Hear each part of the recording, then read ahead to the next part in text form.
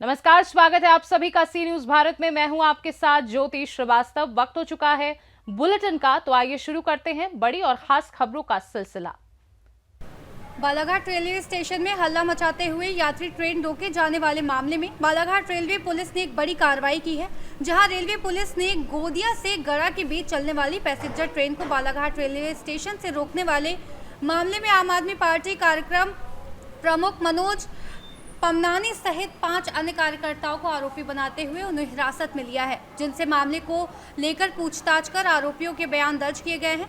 तो वहीं बिना पूर्व सूचना के रेल रोको आंदोलन करने, नारेबाजी कर हल्ला मचाने व यात्री ट्रेन रोकने वाले इस मामले में रेलवे पुलिस में हिरासत में लिए गए सभी आरोपियों पर रेलवे अधिनियम की धारा 174A, 145 और धारा 146 के तहत अपराध पंजीबद्ध कर मामले को जांच में लिया है। बताया गया कि रेलवे पुलिस द्वारा जल्द ही इस पूरे मामले की जांच कर तैयार किया गया प्रकरण रेलवे न्यायालय जबलपुर के समक्ष प्रस्तुत किया जाएगा, जिसमें आगामी कार्रवाई रेलवे न्यायालय जबलपुर द्वारा की जाएगी। मैं मनोज पमनानी, जिला कार्यक्रम प्रमुख आम आदमी पार्टी जी।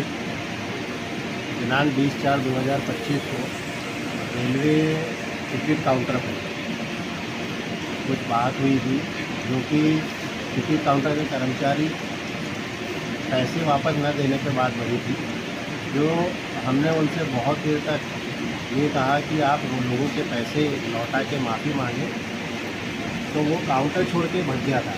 जिस पर हमने पुलिसकर्मी के सामने ये कहा था कि अगर वो ट्रेन आने के पहले तक अगर सबके पैसे नहीं लौटाते और माफ़ी नहीं मांगते तो हम ट्रेन भी रोक देंगे।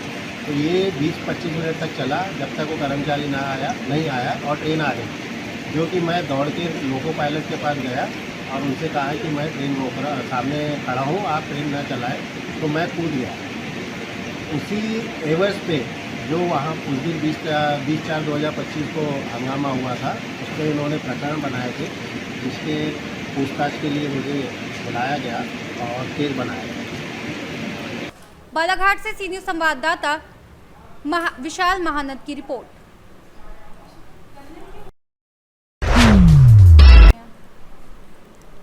विकसित कृषि संकल्प अभियान के अंतिम दिन 12 जून 2025 गुरुवार को वैर तहसील के गांव चकधर सोनी, सुवास व बछेरा कला में कृषक संवाद कार्यक्रम का आयोजन किया गया। अभियान के नोडल अधिकारी व कृषि विज्ञान केंद्र कुम्हेर के वरिष्ठ वैज्ञानिक एवं डॉक्टर नवाब सिंह ने उपस्थित किसानों को मृदा जांच रिपोर्ट के अनुसार खाद एवं उर्वरक प्रयोग करने की सलाह दी। उन्होंने खरीफ फसलों की बुवाई सीड ड्रिल से कूडों में करने तथा बुवाई के समय खाद एवं उर्वरक देने तथा खाली खेतों में हरी खाद हेतु दैंचा बोने की सलाह भी दी। कृषि महाविद्यालय भूसावर के डीन उदय भान सिंह ने कद्दू वर्गीय बगीचे फसलों की बेमौसम खेती, पॉली हाउस, लोटनल, बूंद बूंद सिंचाई पद्धति व प्रिसीजन फार्मिंग की जानकारी दी। उन्होंने कहा कि किसान फल व सब्जियों की वैज्ञानिक खेती अपनाकर अपनी आमदनी बढ़ा सकते हैं। डॉक्टर अरुण कुमार प्रधान, वैज्ञानिक, भारतीय सरसों अनुसंधान संस्थान भरतपुर ने सरसों की उत्पादन तकनीक, तेल की मात्रा बढ़ाने, उन्नत किस्मों तथा उसके कीट एवं रोग नियंत्रण विषय पर व्याख्यान दिया। कृषि अधिकारी रुपेंद्र मीणा ने वर्षा जल संग्रहण, संरक्षित खेती, जैविक व प्राकृतिक खेती, तारबंदी, सौर ऊर्जा संयंत्र आदि विभागीय योजनाओं एवं उन पर मिलने वाले अनुदान के विषय में बताया। कृषि विज्ञान केंद्र कुम्हेर की ममता तंवर ने सभी का आभार व्यक्त किया। भरतपुर से सी न्यूज संवाददाता देवेंद्र सिंह सोलंकी की रिपोर्ट। श्री गंगानगर जिला भाजपा ने आज एक प्रेस वार्ता का आयोजन किया, जिसमें मुख्य वक्ता के रूप में झुंझुनू की पूर्व सांसद और भाजपा प्रदेश महामंत्री संतोष अहलावत उपस्थित रहीं। इस अवसर पर पूर्व केंद्रीय मंत्री निहाल चंद और भाजपा प्रदेश मंत्री विजेंद्र पुनिया भी मौजूद थे। संतोष अहलावत ने कहा कि प्रधानमंत्री नरेंद्र मोदी की रणनीतिक दूरदर्शिता और कूटनीति तैयारी के दम पर आज भारत वैश्विक स्तर पर एक नए भारत के रूप में उभर रहा है। उन्होंने कहा कि मोदी सरकार के 11 वर्ष सेवा, सुशासन, गरीब कल्याण और विकसित भारत के लिए समर्पित हैं। प्रेस वार्ता में भाजपा नेताओं ने मोदी सरकार की 11 वर्षों की उपलब्धियों को गिनाया और कहा कि यह सरकार सेवा, सुशासन, गरीब कल्याण और विकसित भारत के लिए समर्पित है। उन्होंने कहा कि मोदी सरकार के कार्यकाल में भारत ने आत्मनिर्भरता की दिशा में महत्वपूर्ण कदम उठाए हैं और देश के विकास के लिए कई महत्वपूर्ण योजनाएं शुरू की गई हैं। मोदी सरकार के 11 वर्ष पूर्ण हो गए, क्या कहेंगे?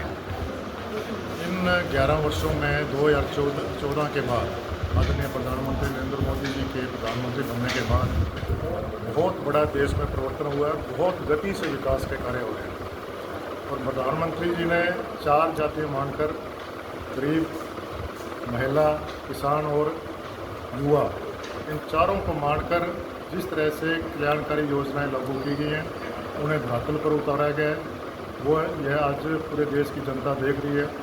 उसी के अंतर्गत आज गरीब कल्याण के इतने कार्य हुए हैं, उनकी योजनाबद्ध तरीके से नीचे तक लागू किया गया है। 12 करोड़ तक शौचालय बन चुके हैं और 85 करोड़ लोगों को कोरोना काल के बाद जिस तरीके से गरीब राशन वितरण किया गया, आज तक निरंतर जारी है। और साथ में प्रधानमंत्री आवास योजना के अंतर्गत 3 करोड़ पहले चरण में लागू किए गए और 3 करोड़ मकान बनाने के लिए द्वितीय चरण में लागू किए गए। जी मैम, भाजपा सरकार के 11 वर्ष पूरे हो गए, क्या कहेंगे? आज देश अमृत काल के दौर से गुजर रहा है और आज जिस तरह के परिवर्तन हुए हैं मोदी जी के नेतृत्व वाले 11 वर्ष में, जो संकल्प हमने किए हैं वो सिद्धि की तरफ पहुंच रहे हैं। अचीवमेंट्स ने एक बड़ा खासा परिवर्तन भारत में किया है और फलस्वरूप हम आज विश्व की चौथी बड़ी अर्थव्यवस्था में सम्मिलित हो गए हैं। आज वो भारत नहीं है, ये नया भारत है, ये युवा भारत है, ये तीव्र गति से विकास की पटरी पर चल रहा है और आने वाला समय आपको दिखाएगा, आपको बताएगा कि किस तरह से विश्व गुरु की पदवी पर हम जहां पहले थे वहां पहुंचने वाले हैं। आज गरीब कल्याण के क्षेत्र में जो काम आदरणीय प्रधानमंत्री जी के और राजस्थान में आदरणीय मुख्यमंत्री जी भजन लाल जी के नेतृत्व में हो रहे हैं, हमने आयुष्मान कार्ड जारी किए हैं, हमने गरीब को अन्न देकर उसकी भूख को संतृप्त करने का काम किया है, हमने महिलाओं को मजबूत किया है, सशक्त किया है। नारी वंदन अधिनियम के जो अधिनियम पारित हुआ है उससे आपको ये महसूस हुआ होगा। हाँ जी सर, मोदी सरकार के 11 वर्ष पूर्ण हो गए, क्या कहेंगे?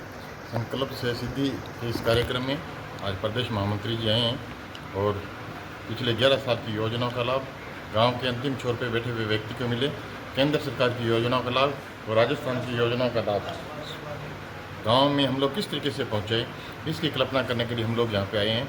मैं समझता हूँ कि यह स्कीम है जो मंडल तक जाएगी और फिर मैं खुद गांव पंचायत में इस केंद्र सरकार की यह योजना संकल्प से सिद्धि तक के इस कार्यक्रम को मैं खुद लेके जाऊंगा और गांव में योजनाओं का लाभ किस तरीके से मिले। इस श्रीगंगानगर से सी न्यूज़ संवाददाता हेमंत कुमार की रिपोर्ट। पुलिस महानिरीक्षक विकास कुमार ने बताया कि जोधपुर रेंज की साइक्लोनर टीम ने 5 वर्षों से फरार इनामी हत्या के आरोपी को दबोचने में सफलता पाई है।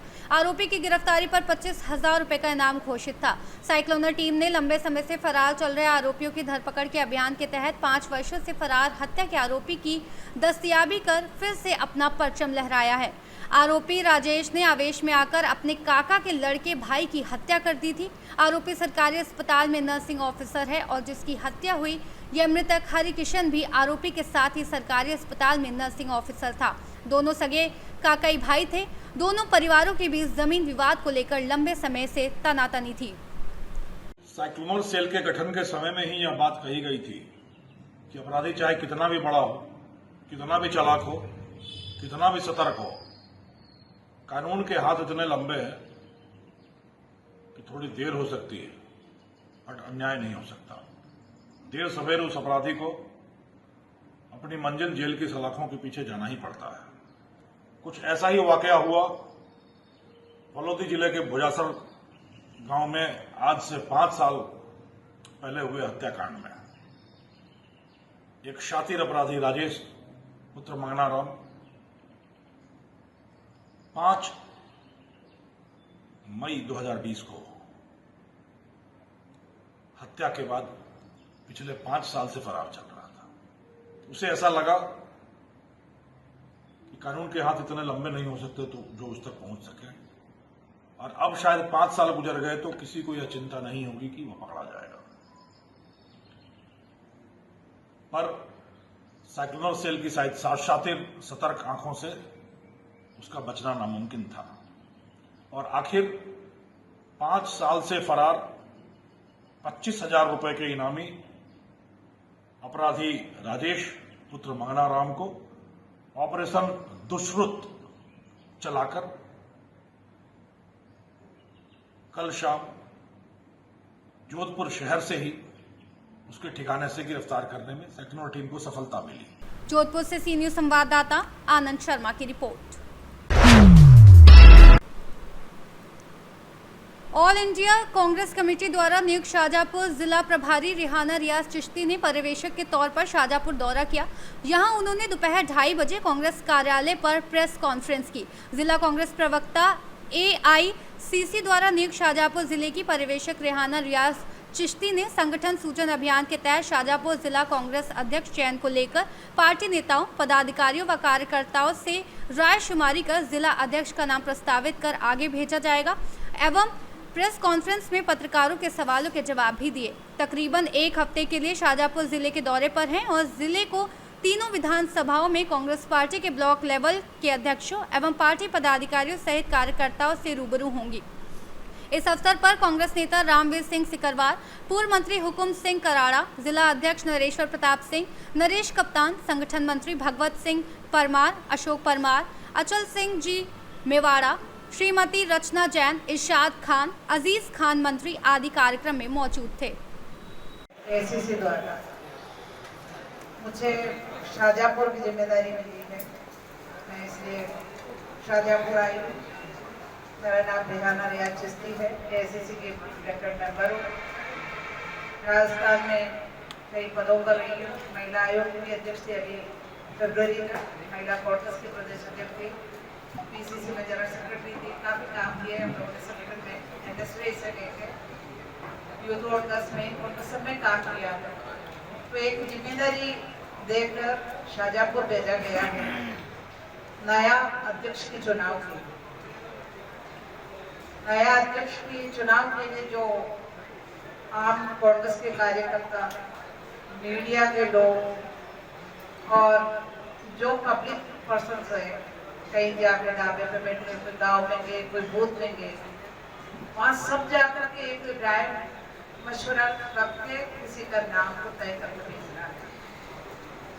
और वो जिम्मेदारी देने के बाद में हमारी भोपाल में राहुल गांधी जी ने एक मीटिंग किया, तो उसके बाद में जिला रोड किया। मैं कल इधर आ गई थी, लगा था 18 तारीख तक तो कम से कम मैं हूँ इधर और हर गांव में जाऊंगी, हर ब्लॉक में जाऊंगी, जहाँ तक हो सकते गाँव में जाऊंगी, बूथ में जाऊंगी, लोगों के बीच में जाकर के उनकी राय मशवरा जानूंगी लोग क्या सोचते हैं, कांग्रेस में कौन सा ऐसा व्यक्ति है जिनके आने से, जो जिलाध्यक्ष बनने से कांग्रेस को एक मजबूती मिलेगी।